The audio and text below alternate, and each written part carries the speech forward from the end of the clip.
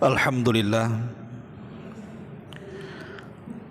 Alhamdulillahilladzi arsala rasulahu bil huda wa dinil haq liyudhhirahu 'ala ad-dini kullihi wa kafa billahi shahida wa kafa billahi wakila. Asyhadu an la ilaha illallah wahdahu rabbi la syarika lah wa asyhadu anna Muhammadan abduhu wa rasuluhu alladzi la nabiyya ba'dah. Amma ba'du.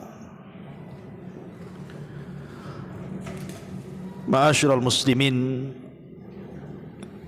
wal muslimat rahimani wa rahimakumullah. Alhamdulillah, di malam hari ini kembali kita bisa duduk di Masjid Muhajirin. Salawat dan juga salam kita haturkan kepada Rasul kita Nabi besar Muhammad sallallahu alaihi wa ala alihi wasallam. Pembahasan di malam hari ini kita akan membahas tanda-tanda diterima sebuah ketaatan ataupun amal saleh. Ma'asyiral muslimin yang dimuliakan Allah Subhanahu wa taala, apakah ada tanda ataupun alamat bahwa ibadah yang selama ini kita lakukan, baik salat kita, baca Quran kita, zikir kita, puasa kita, semua diterima Allah Subhanahu wa taala ataukah tidak? Inilah kita akan bahas tanda-tandanya. Ma'asyiral muslimin yang dimuliakan Allah Subhanahu wa taala, kita awali dalam kajian malam ini mengutip surah Al-Mu'minun ayat 60 sampai 61. Allah Subhanahu wa taala berfirman, "Walladzina yu'tuna ma ataw wa qulubuhum wajilatun annahum ila rabbihim raji'un. Ulaika yusari'una fil khairati wa hum laha sabiqun." Dan orang-orang yang memberikan apa yang telah mereka berikan dengan hati yang takut, karena mereka tahu bahawa sesungguhnya mereka akan kembali kepada Rabb mereka. Mereka itulah orang-orang yang bersegera untuk mendapatkan kebaikan-kebaikan, dan merekalah orang-orang yang segera akan memperolehnya. Al-Imam Ahmad dan juga Tirmidzi serta Imam Ibnu Majah meriwayatkan tentang asbab nuzul daripada surah Al-Mu'minun 60 sampai 61 ini. Dari Aisyah radhiyallahu anha, dia mengatakan, "Qultu ya Rasulullah, walladzina yu'tuna ma ataw wa qulubuhum wajila, ahuwa alladhi yazni, ahuwa alladhi yashrik, ahuwa alladhi yashrabul khamra?" Qala la, ya binta Abi Bakrin wa ya binta Siddiq, walakinnahu ar-rajul yasumu wa yatasaddaq wa yusalli wa huwa yakhafu alla yataqabbala minhu.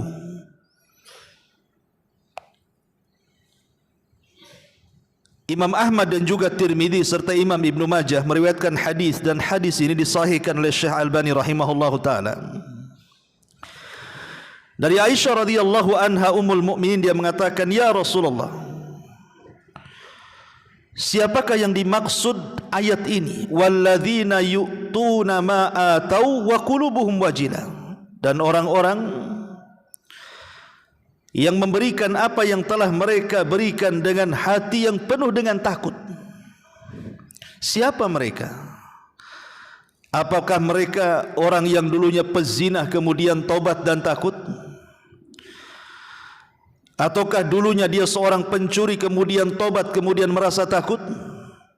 Ataukah yang dulunya penggemar minum khamar kemudian tobat kemudian takut? Maka Rasul mengatakan, bukan itu maksudnya wahai puteri dari Abu Bakar. Akan tetapi ayat itu adalah seorang laki-laki yang berpuasa, yang bersedekah, yang solat, tetapi mereka takut kalau seandainya ibadah-ibadahnya tidak diterima Allah Subhanahu wa ta'ala. Ma'asyiral muslimin yang dimuliakan Allah Subhanahu wa ta'ala, lihat bagaimana Nabi SAW menjelaskan kepada Aisyah radhiyallahu anha tentang surah Al-Mu'minin 60 ini, bahwa orang-orang yang takut itu bukan yang dulunya ahli maksiat kemudian bertobat, kemudian dia takut kalau seandainya tobatnya tidak diterima. Bukan itu maksudnya. Tetapi maksudnya adalah orang yang beribadah seperti puasa, sedekah, salat, kemudian dia takut jangan-jangan ibadahnya tidak diterima. Ini yang kita takutkan. Yang kita takutkan itu ini. Karena Allah Subhanahu wa taala mengatakan dalam surah Al-Kahfi ayat 103, "Qul hal nunabbiukum bil akhsarina a'mala alladzina dhalla sa'yuhum fil hayatid dunya wa hum yahsabuna annahum yuhsiruna sun'a." Maukah kuhabarkan kepada kalian, kata Allah, serugi-ruginya amalan. Mereka lah orang-orang yang percuma usaha mereka dalam kehidupan dunia, tapi mereka masih menyangka saja mereka masih berbuat kebaikan. Jangan sampai kemudian kita merasa kita sudah solat, sudah puasa, sudah beribadah, rupanya itu semua ditolak dan tidak diterima. Amilatun nasibah, hanya lelah letih saja. Ma'asyiral muslimin yang dimuliakan Allah Azza wa Jalla, lihat Ibrahim alaihi salatu wassalam. Ketika Allah Subhanahu wa taala memerintahkan Ibrahim untuk membangun Ka'bah, akhirnya Ibrahim pun kemudian mengajak putranya membangun Ka'bah atas perintah Allah. Bukan kemauan dia membangun Ka'bah, Allah yang perintahkan. Dan Allah Subhanahu wa taala katakan, wa idh yarfa'u Ibrahimul qawaida minal bait wa Ismail. Dan ingatlah ketika Ibrahim dan juga Ismail meninggikan Ka'bah. Artinya Allah perintahkan Ibrahim untuk membangun Ka'bah. Setelah diperintahkan, Ibrahim melaksanakannya. Dibangunlah Ka'bah dengan Ismail. Setelah kemudian Ka'bah selesai, maka Ibrahim alaihi salatu wassalam pun mengatakan, Rabbana taqabbal minna. Ya Allah, terimalah amalan kami ini. Innaka antas sami'ul alim. Karena engkau zat yang maha mendengar lagi maha mengetahui.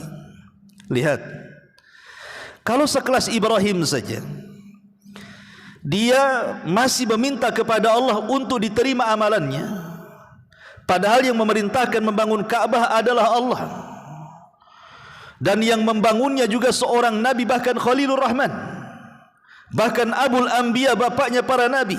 Tapi dia takut kalau seandainya setelah membangun Ka'bah amalannya ditolak.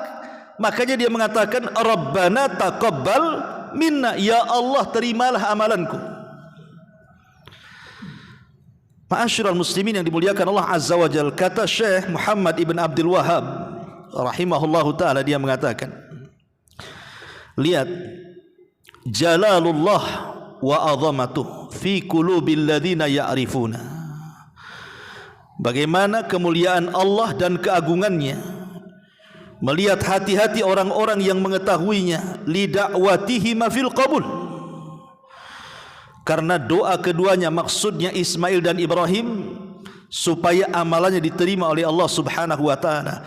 Makanya banyak para ulama salaf apabila membaca Doanya Ibrahim, Rabbana taqabbal minna, ya Allah, ku persembahkan, terimalah amalanku.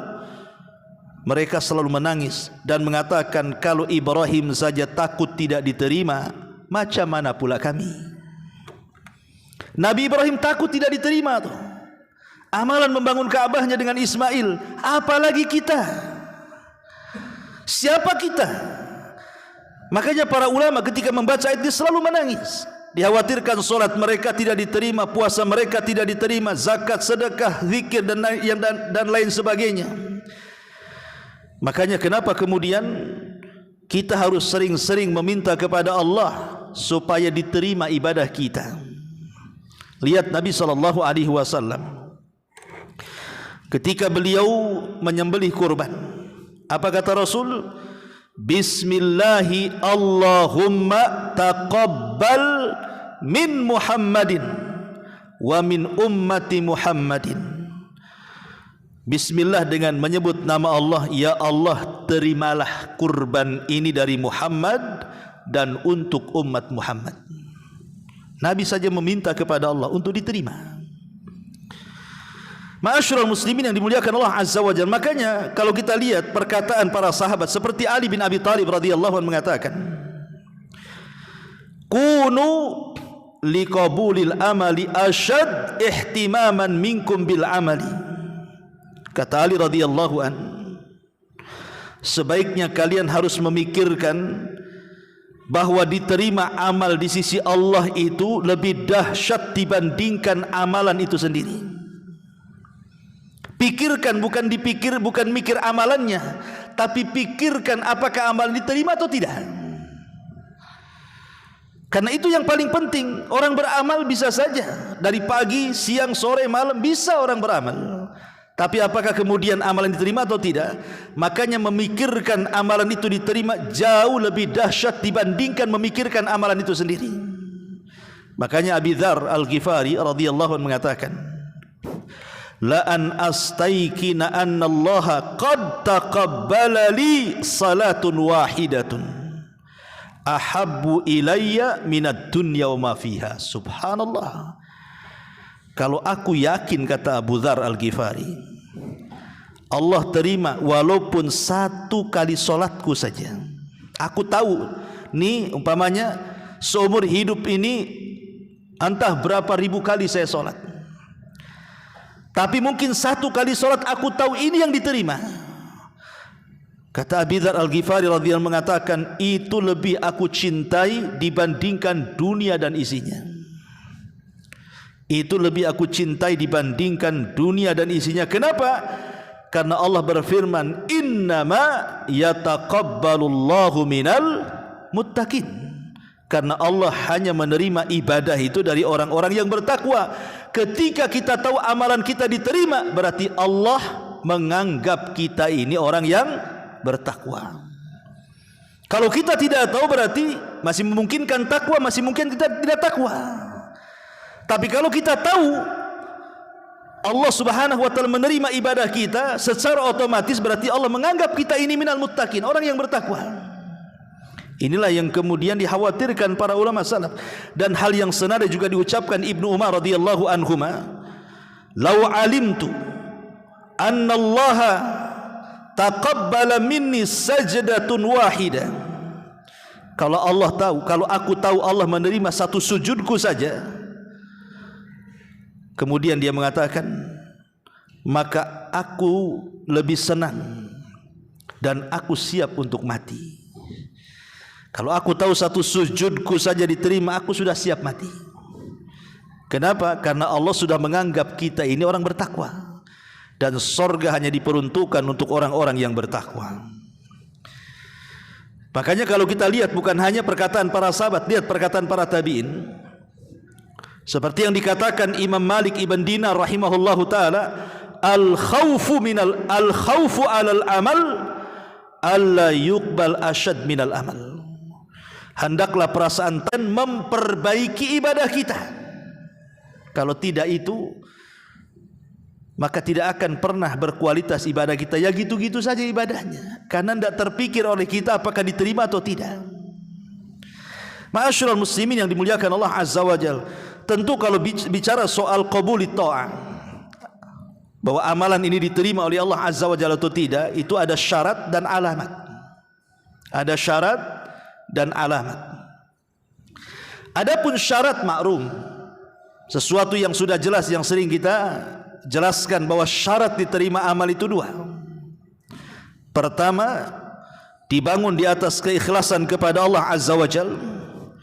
Yang kedua, dibangun di atas ittiba, mencontoh Nabi SAW. Ini sepakat. Kalau ibadah hanya ikhlas tidak ittiba, maka terjerumus kepada bid'ah. Kalau hanya kemudian ittiba tapi tidak ikhlas, maka terjerumus kepada kesyirikan. Kalau tidak ikhlas dan ittiba, maka terjerumus kepada syirik dan bid'ah. Tapi kalau dua-duanya dilaksanakan, maka dialah orang yang paling ikhlas dan orang yang paling ittiba. Itulah syarat orang ketika beramal diterima Allah Subhanahu wa taala. Dua perkara ini tidak boleh hilang. Ini disebut namanya syartu qabulil amal. Syarat diterima sebuah amal. Adapun alamatnya,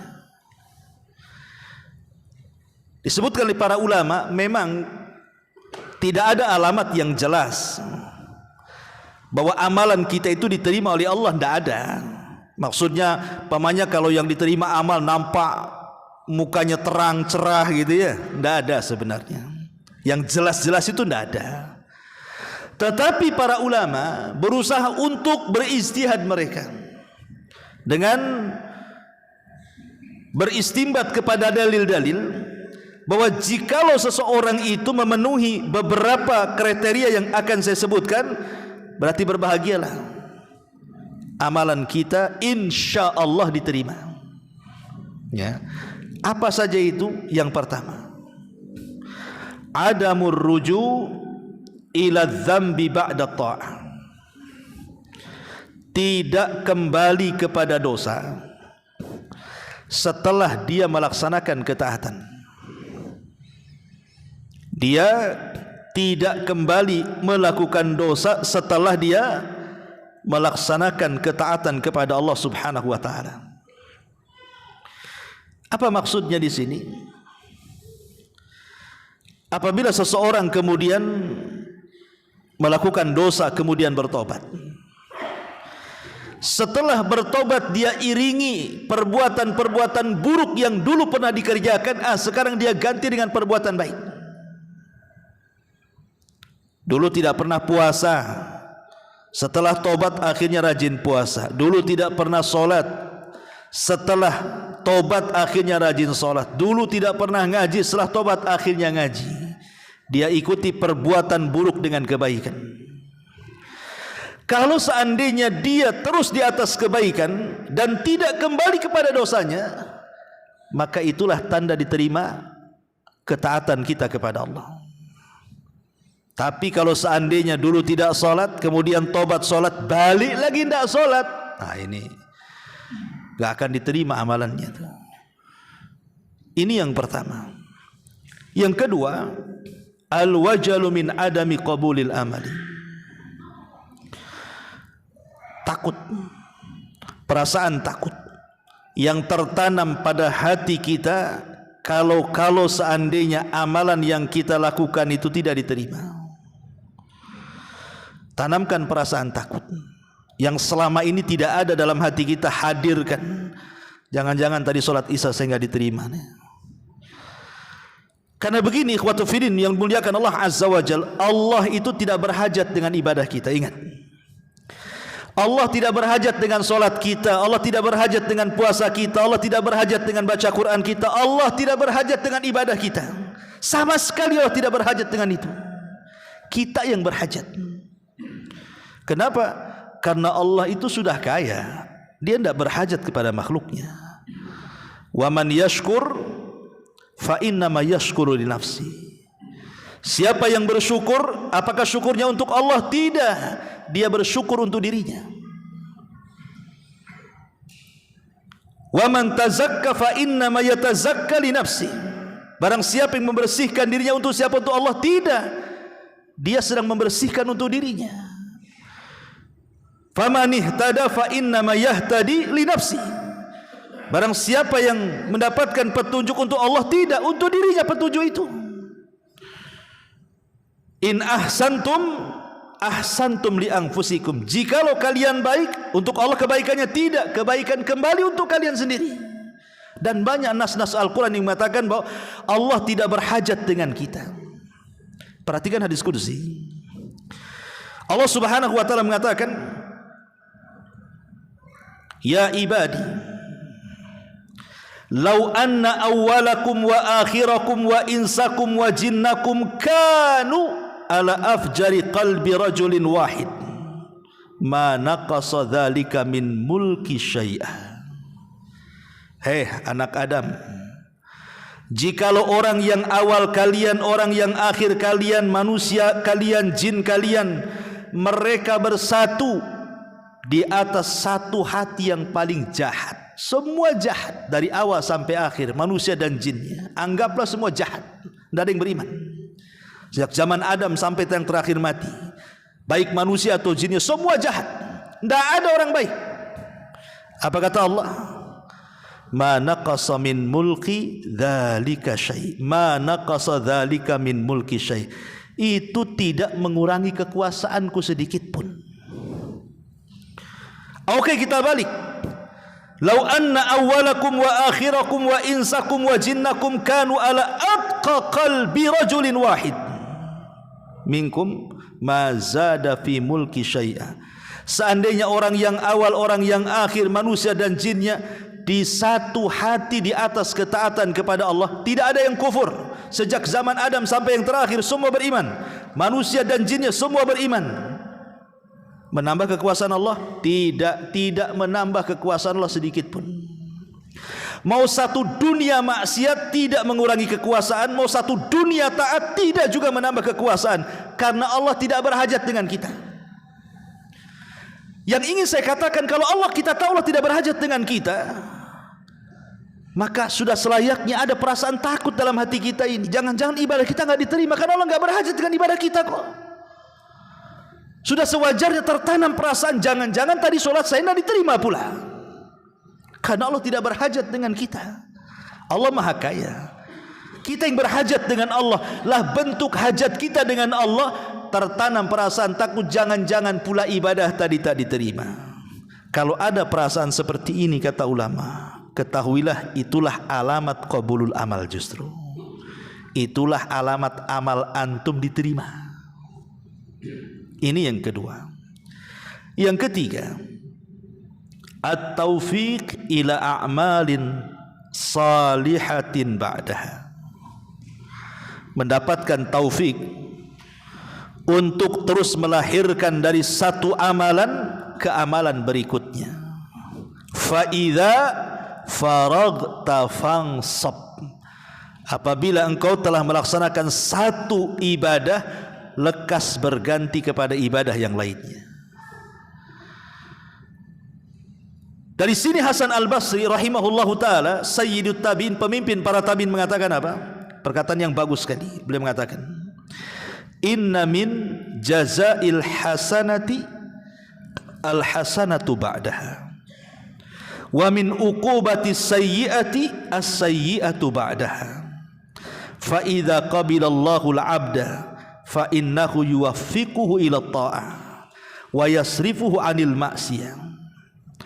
Sesungguhnya balasan kebaikan itu adalah kebaikan yang dilakukan setelahnya, dan hukuman keburukan itu adalah melakukan keburukan setelahnya.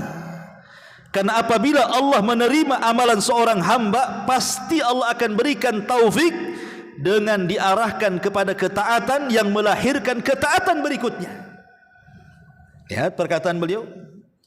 Jadi tanda di amalan kita diterima ini, ketika kita sanggup melahirkan satu amalan, terlahir amalan yang lain dari amalan yang kita amalkan itu.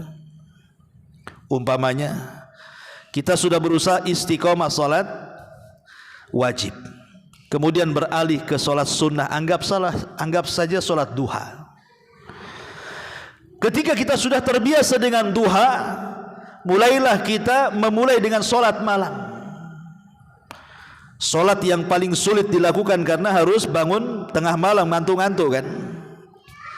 Kemudian dari solat malam tahajud itu melahirkan solat sunnah-sunnah yang lainnya. Itulah yang kemudian Allah Subhanahu wa taala katakan apa? Fa amman a'ta wattaqa wa saddaqa bil husna fasanuyassiruhu lil yusra. Fa amman a'ta, siapa yang memberikan dengan hartanya, dengan ilmunya, dengan tenaganya, dengan waktunya lillah untuk Allah. Fa amman a'ta wattaqa, di mana dia melakukan itu karena ketakwaan kepada Allah. Wa saddaqa bil husna, dan yakin ada balasan dari Allah, dari sorga. Apa kata Allah? Fasanuyassiruhu lil yusra, jalan dia sudah mudah, Allah mudahkan. Maknanya kita sudah mudah mengamalkan satu amalan, maka ketika kita mengamalkan yang lainnya Allah lebih mudahkan lagi. Itulah yang disebut dengan amal melahirkan amal.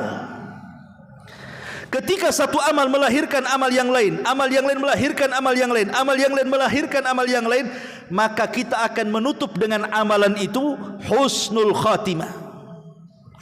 Husnul khatimah. Perhatikan ucapan Ibnu Katsir rahimahullahu taala, bagus sekali. Apa kata Imam Ibnu Katsir rahimahullahu taala? Laqad ajrallahu al-karim adatuhu, laqad ajral karim adatahu bi karamihi, anna man 'asha ala syai'in mata 'alaihi, wa man mata 'ala syai'in bu'itsa 'alaihi yaumal qiyamah, faman 'asa 'ala ta'ah ya'ba karamullah an yamutu 'alal maksiyati. Apa kata Imam Ibnu Katsir rahimahullahu taala ad-Dimashqi ini, Abul Fida? Sungguh Allah Subhanahu wa taala dengan kemuliaannya, dengan kemurahannya akan memperjalankan manusia sesuai dengan adat kebiasaannya. Barang siapa dia hidup di atas sesuatu, maka mati pun akan di atas sesuatu yang biasa dia lakukan. Dan barang siapa yang mati di atas sesuatu yang ia lakukan, maka dia akan dibangkitkan pun sama dengan sesuatu yang biasa dia lakukan. Kemudian beliau contohkan, barang siapa yang hidup di atas ketaatan, maka Allah Subhanahu wa taala akan enggan dengan kemurahannya untuk mewafatkan dia di atas kemaksiatan. Dan juga sebaliknya.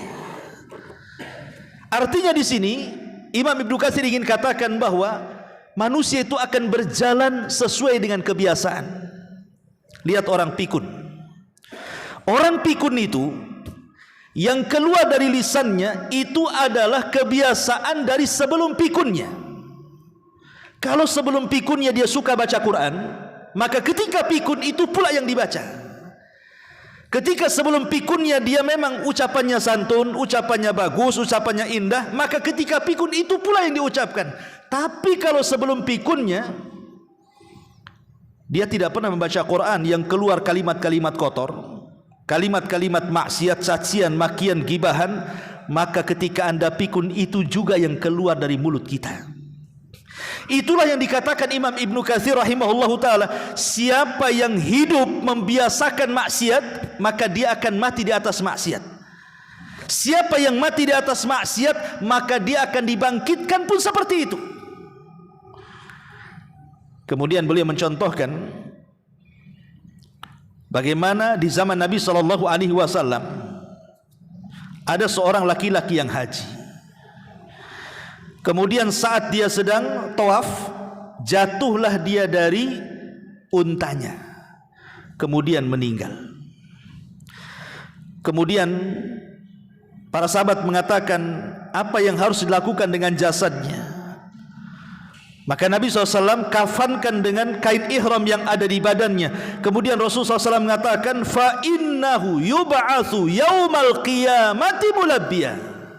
Karena kelak orang itu nanti pada hari kiamat akan dibangkitkan di hadapan Allah dan dia sedang mentalbiyahkan haji labbaik Allahumma labbaik. Lihat. Tapi kalau seandainya orang mati itu karena di atas kemaksiatan, anggaplah dia bunuh diri. maka dia akan dibangkitkan sedang membunuh dirinya. Dengan cara apa dia membunuh diri ketika di dunia? Ketika dia membunuh diri dengan cara menusuk perutnya dengan pisau, maka dibangkitkan pun sedang menusuk-nusuk pisaunya ke dalam perutnya. Na'udzubillah. Ma'asyiral muslimin yang dimuliakan Allah Subhanahu wa taala, ini yang kedua. Yang ketiga ya, taufik ila a'malin salihah. Dia diberikan taufik untuk mengamalkan amalan setelahnya. Itu tanda diterima amal. Jadi kalau seandainya kita ini sudah sholat wajib, kemudian diikuti sholat sunnah lagi, itu tanda sholat wajib kita diterima gitu maksudnya. Karena ada pengikutan ibadah setelahnya. Ini yang ketiga. Yang keempat, istisgharul amali wa adamul ujubi wal ghururi bihi. Kata para ulama, menganggap amalan sebesar apapun kecil di mata dia, dan tidak ada perasaan ujub, tidak pula terperdaya dengan amalannya.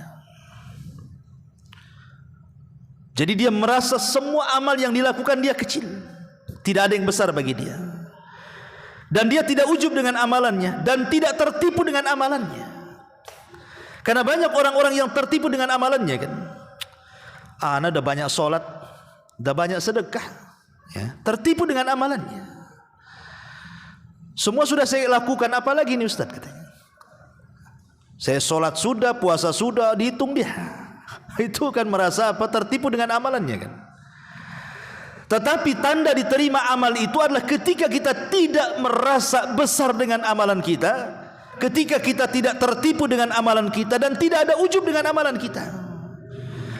Bagi kita amalan besar, amalan kecil sama saja. Itulah kalau sudah perasaan itu yang tertanam, itulah tanda-tanda amalan kita diterima Allah Subhanahu wa taala. Sufyan ibn Uyainah, Imamul Makkah, mengatakan, qala Abu Hazim, menukilkan perkataan Abu Hazim, dia mengatakan, uktum hasanatika ashad mimma taktum sayyiatika. Sembunyikan kebaikanmu, menyembunyikan kebaikanmu itu lebih dahsyat dibandingkan engkau menyembunyikan keburukanmu. Kalau bisa menyembunyikan kebaikan, itu lebih diprioritaskan dibandingkan menyembunyikan keburukan. Sebab keburukan itu secara tabiat memang orang kalau bisa jangan tahu.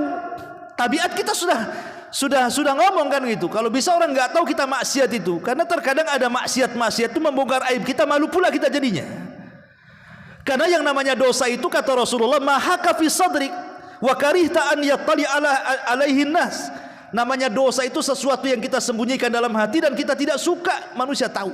Itulah makna dosa. Mana dosa itu adalah sesuatu yang kita sembunyikan dan kita benci kalau orang tahu.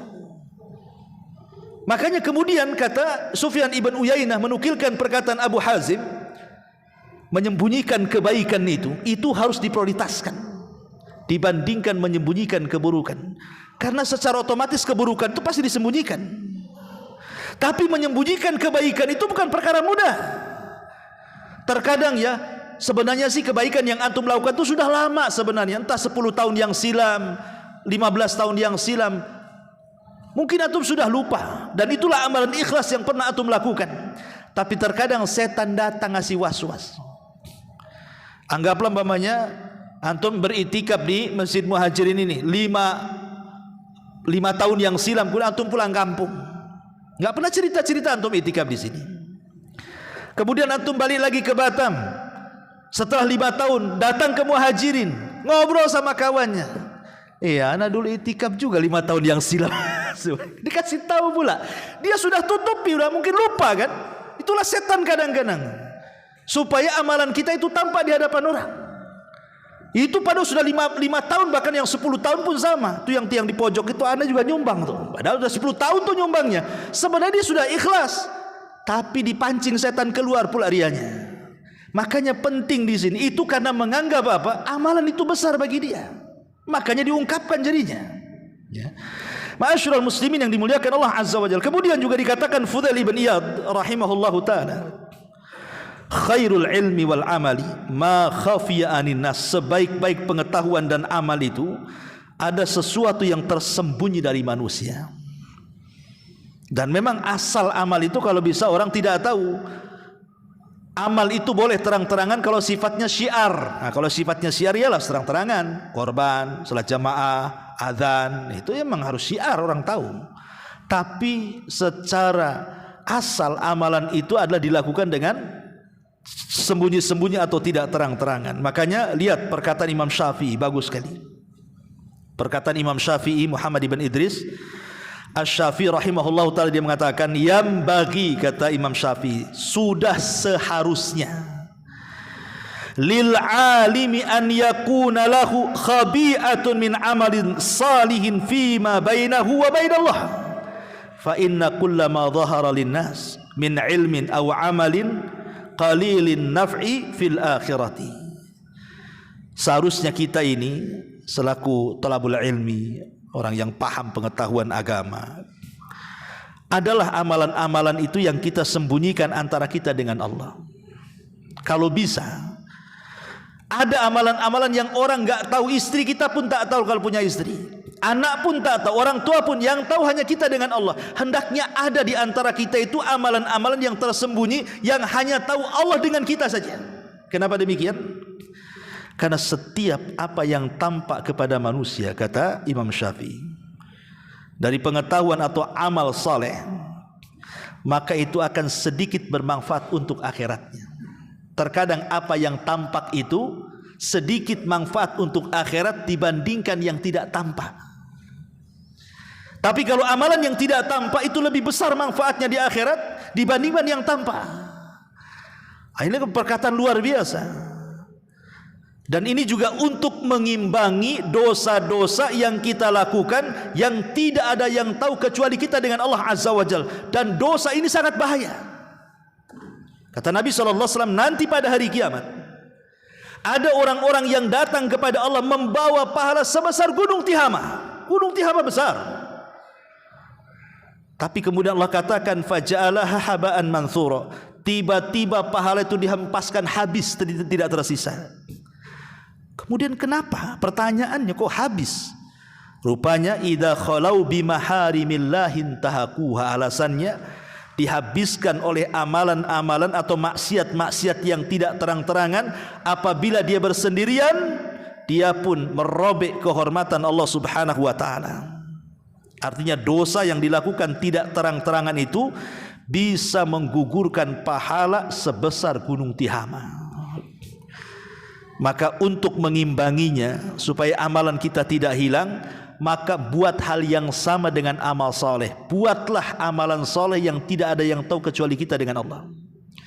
Kalau satu hari ini kita melakukan dosa yang tidak ada yang tahu kecuali kita dengan Allah, satu kali kita buat juga amal soleh yang tidak ada yang tahu kecuali kita dengan Allah, satu kali juga, balance. Tapi kalau tidak, habis amalan kita. Ya. Gimana caranya Ustaz? Dan apa dosa yang tidak terang-terangan? Handphone itu di tangan antum itu dosa yang tidak terang-terangan. Walaupun antum pegang handphone di keramaian orang kan tidak tahu antum sedang ngapain di situ. Antum sedang buka apa? Antum sedang nonton apa? Antum sedang ngetik apa? Apalagi kemudian dalam kamar sendirian, makin lagi jahat kan gitu. Dan ini luar biasa madaratnya handphone ini. Okelah, ini sudah musibah yang merata kan gitu. Tapi buat jugalah amalan soleh antara kita dengan Allah Subhanahu wa taala. Dengan cara apa? Istighfar sambil jalan orang enggak tahu.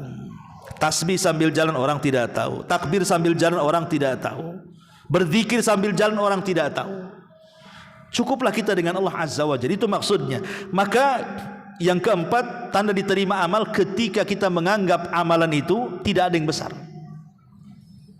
Ini yang keempat. Yang kelima, hubbut ta'ati wa kurhul ma'siyati. Tanda diterima taat adalah dia punya kecintaan kepada ketaatan dan ada kebencian dari kemaksiatan. Karena kalau kita cerita masalah taubat sendiri, Kapan orang yang bertobat dikatakan tobat itu? Kalau tidak ada pengaruh dosa yang ada tersisa di kepalanya. Maksudnya apa? Seorang pemabuk, kemudian dia bertobat tidak ingin mabuk lagi. Kemudian tertanam dalam hatinya, jangan lagi melihat orang yang mabuk, melihat botolnya saja nggak mau dia. Itu maksudnya.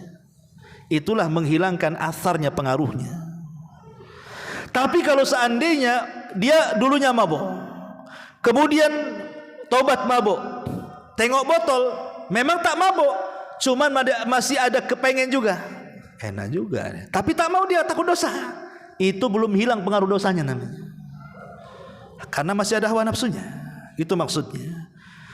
Lah ini yang seperti ini yang bahaya. Makanya harus ditanamkan hubbut ta'ah. Memang kita cinta dengan ketaatan dan benci dengan kemaksiatan. Itu alamat diterima tuh amal kita tuh. Karena pengaruh maksiat sudah nggak ada. Ya. Dulu seorang pezina, kemudian dia bertobat. Jangankan lagi melihat filmnya gitu ya, film porno atau yang tidak layak ditonton. Lihat perempuan yang buka aurat, benci, naudzubillah. Ya. Itu betul-betul hilang pengaruh maksiatnya. Tapi kalau dulunya seorang pezina, kemudian tobat berzina, nampak pula wanita di jalan, teringat dulu masa dulu, tapi dia takut karena takut dosa. Itu belum hilang itu pengaruh maksiatnya. Itu maksudnya. Nah, kalau dia betul-betul hilang pengaruh maksiatnya, itulah tanda bahwa amalan kita diterima. Itu maksudnya. Ini yang kelima. Yang keenam, ar-raja'u wa kathratud du'a. Menanamkan harapan dan memperbanyak doa. Terus berdoa dan berharap. Apa yang bisa kita lakukan selain doa dan harapan kan itu? Berdoa agar amalan-amalan kita diterima dan berharap agar amalan-amalan kita berpahala. Cuma dua itu.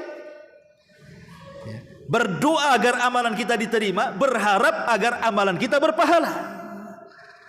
Kalau itu yang ada pada hati kita, terus berdoa kepada Allah. Makanya para salaf apabila di bulan Ramadan, sebelum Ramadan, 6 bulan sebelum Ramadan, mereka mengatakan, ya Allah pertemukan aku dengan Ramadan.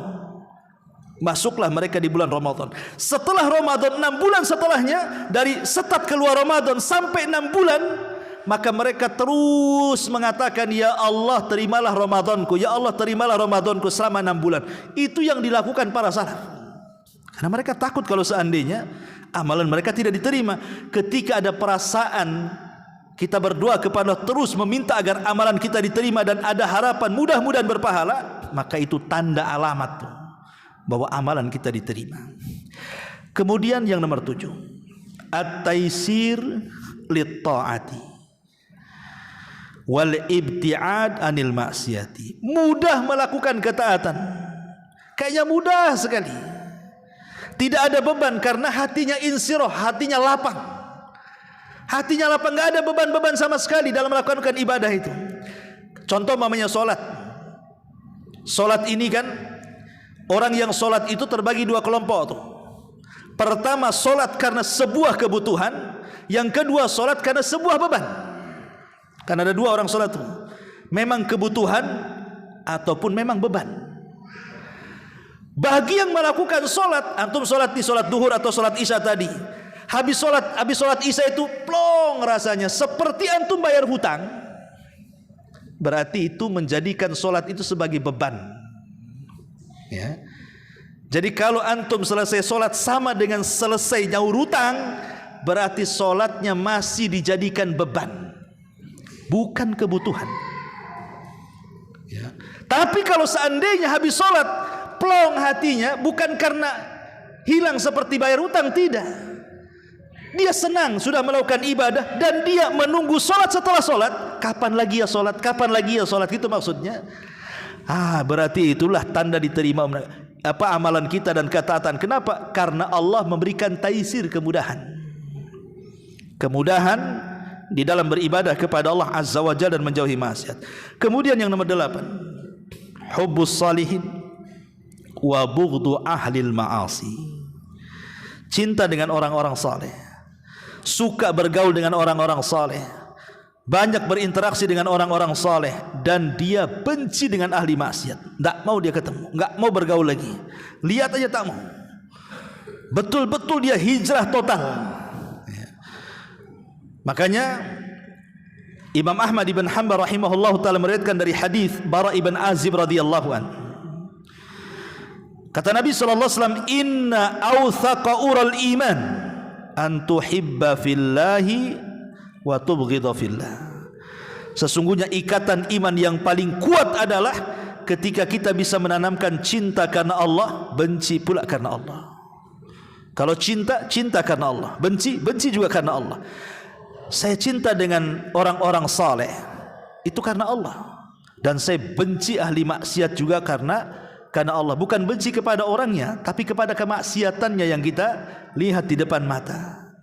Makanya apa kata Imam Syafi'i rahimahullahu ta'ala? Aku melihat orang-orang saleh dan aku bukan bagian dari mereka. Uhibbus salihin walastu minhum. Kata Imam Syafi'i rahimahullah ta'ala, uhibbus salihina walastu minhum, katanya. Aku suka dengan orang-orang saleh, kata Imam Syafi'i, tapi aku bukan bagian dari mereka. Tawadhu. Ya. Apa kata Imam Ahmad dijawab? Tuhibbus salihin wa anta minhum. Engkau cinta dengan orang soleh dan engkau termasuk orang soleh, kata Imam Ahmad. Itu kan guru dan murid itu. Ya. Lihat bagaimana Imam Syafi'i rahimahullah ta'ala, saya cinta dengan orang-orang soleh walaupun saya tidak seperti mereka. Karena kalau tidak cinta dengan orang-orang soleh, cinta sama siapa? Berarti lawannya orang-orang toleh, orang-orang jahat kan gitu. Maka ini tanda diterima amal kita itu kalau tertanam pada hati kita yang bergaul ya dengan orang-orang yang baik saja. Dia enggak mau bergaul dengan orang yang jahat. Nah, ini nomor 8. Nomor 9, kasratul istighfar. Ketika lisannya basah dengan istighfar, terus beristighfar. Walaupun dia tidak merasa berbuat dosa, tidak apa-apa, beristighfar saja. Karena istighfar itu tidak mesti berbuat dosa. Seperti Nabi SAW beristighfar sehari itu 70 sampai 100 kali. Apa Nabi berbuat dosa? Kan tidak. Bisa saja istighfar itu dalam bentuk tajdidut taubah, pembaharuan tobat. Tapi kalau kita ya sudah jelas banyak dosa. Hari-hari kita ke pasar, hari-hari kita melihat aurat, hari-hari kita melihat handphone, hari-hari juga kita melihat aurat, hari-hari mata kita memandang yang haram. Lisan kita pula tidak mau istighfar. Gimana ceritanya? Ya. Jadi kalau Nabi beristighfar itu bukan karena berbuat dosa. Kalau kita mengistighfar karena banyak dosanya kan gitu. Makanya jangan sampai kemudian kita sakit hati gara-gara tidak bertobat kepada Allah Azza wa Jalla dengan perbanyak istighfar. Dan yang nomor 10, al-mudawamatu 'alal a'mali salihah. Membiasakan, mendawamkan itu artinya istiqomah. Kata Nabi SAW, khairul a'mal adwamuha wa in qalla. Sebaik-baik amal itu yang langgeng walaupun sedikit. Kenapa? Karena Allah itu tidak bosan untuk menerima ibadah kita. Kita yang bosan ketika beribadah kepada Allah. Makanya kenapa ambil yang sedikit tapi istiqomah? Jangan pula ambil banyak habis itu tumbang. Karena ada istilah man akhadha jumlatan faqadal jumlah. Kalau ambilnya banyak, tumbangnya juga banyak.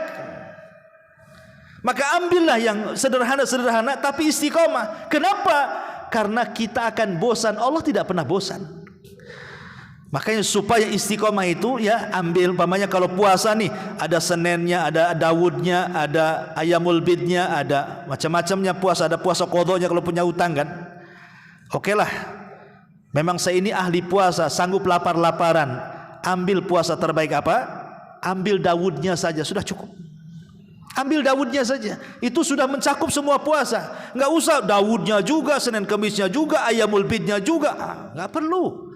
Ambil satu tapi istiqomah. Oke, Senin Kemisnya saja. Kenapa demikian?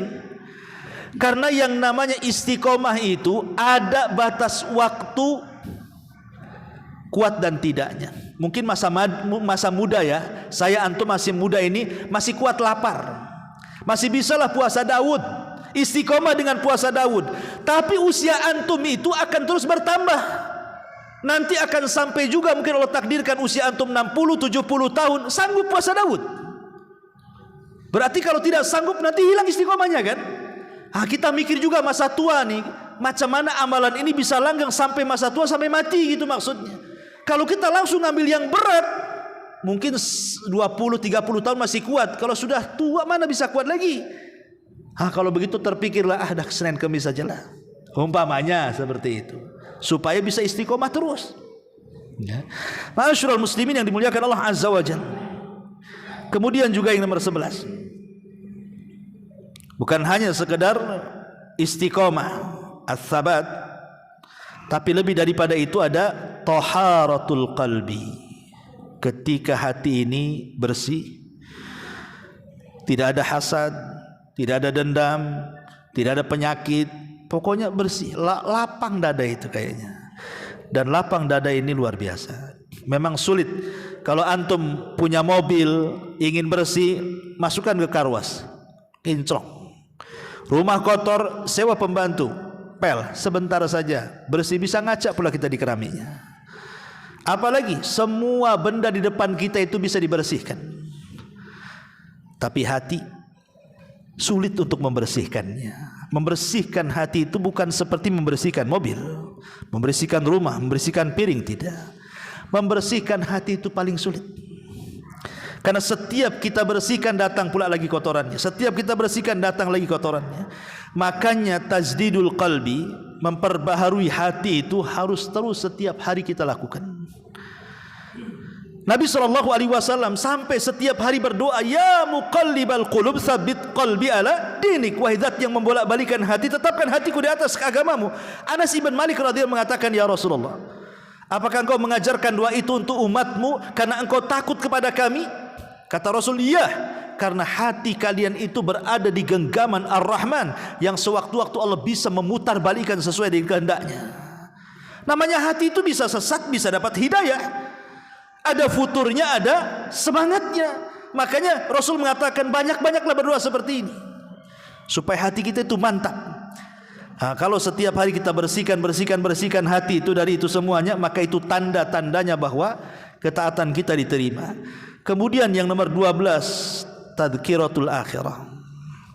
Dia selalu ingat akhirat. Yang diingat akhirat saja. Sampai-sampai Aisyah radhiyallahu anha pernah duduk. Kemudian Nabi SAW berbaring di pahanya.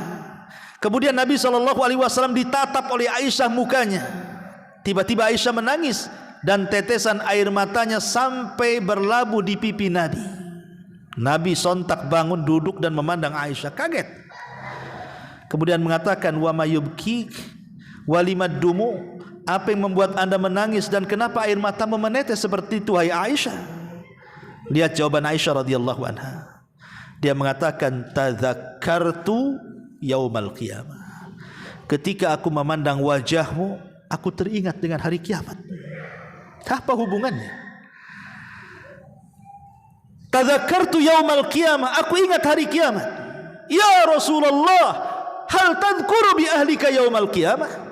Apakah engkau akan ingat nanti pada hari kiamat dengan keluargamu, wahai Rasul? Kata Nabi SAW, amma fi thalathati mawatin fala yadhkuru ahadun ahada. Adapun di 3 tempat, wahai Aisyah, orang tidak akan ingat siapapun kecuali dirinya. Ketika di titian, ketika di telaga, dan ketika di tempat penimbangan amal. Jadi terbiasa mengingat akhirat itu, itulah yang kemudian tanda bahwa kita ini diterima amal, karena yang dipikirkan kita akhirat itu, bukan dunia. Kemudian juga yang nomor 13, berusaha untuk al-ikhlas al-amalulillah. Terus setiap hari kita membiasakan ikhlas. Setiap datang riya kita tolak, setiap datang takabur kita tolak, setiap datang ujub kita tolak. Berusaha untuk ikhlas. Ikhlas gimana caranya? Ya, karena ikhlas itu harus ada ijtihad. Makanya seorang laki-laki memberikan nasihat di hadapan Imam Hasan Al-Basri rahimahullahu taala. Faqala lahul Hasan, maka Hasan Al-Basri mengatakan kepada orang yang ngasih nasihat kepadanya, ya hadza lam astafid min mau'idatik faqad yakunu maridha qalbi. Wahai tuan, apa yang kau ceramahkan kepadaku enggak masuk, mungkin karena hatiku sakit. Ini seorang Hasan Al-Basri. mengatakan seperti itu. Kayaknya ceramah antum enggak masuk Ustaz ke saya ini. Mungkin karena hati saya kotor. Itu maksudnya ya. Begitulah tawadunya Imam Hasan Al-Basri rahimahullahu taala.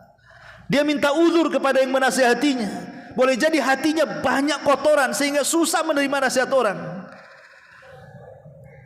Seperti itu ya.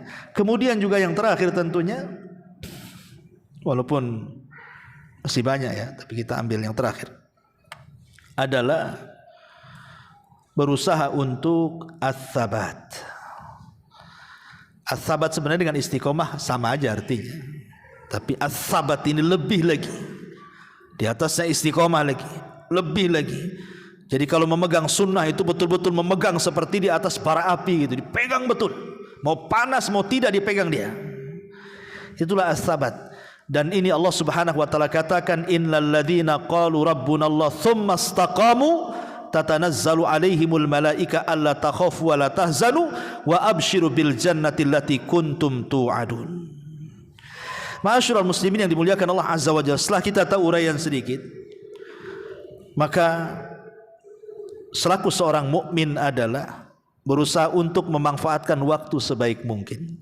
Karena kita tidak tahu amalan kita diterima atau tidak. Tidak ada alamat yang jelas gitu maksudnya kalau amalan kita diterima. Kita kan hanya berharap. Dengan ciri-cirinya tadi itu, dengan yang saya sebutkan 14 ciri diterima ketaatan itu, mudah-mudahan kalau ciri-ciri itu ada pada diri kita, diterima oleh Allah Subhanahu wa taala, seperti perkataan Qabil kepada Habil, innama yataqabbalullahu minal muttaqin, bahwa Allah hanya menerima amalan dari orang yang bertakwa, dan takwa itu di hati. Dan ada sifat-sifatnya. Sifat-sifatnya tadi itulah yang disebutkan oleh pengarang di dalam nasihatnya. Wallahu a'lam bishawab. Ini yang bisa saya sampaikan, mudah-mudahan ada manfaatnya. Subhanakallahumma bihamdika asyhadu an la ilaha illa anta astaghfiruka wa atubu ilaika. Allahu taala alam. Assalamualaikum warahmatullahi wabarakatuh.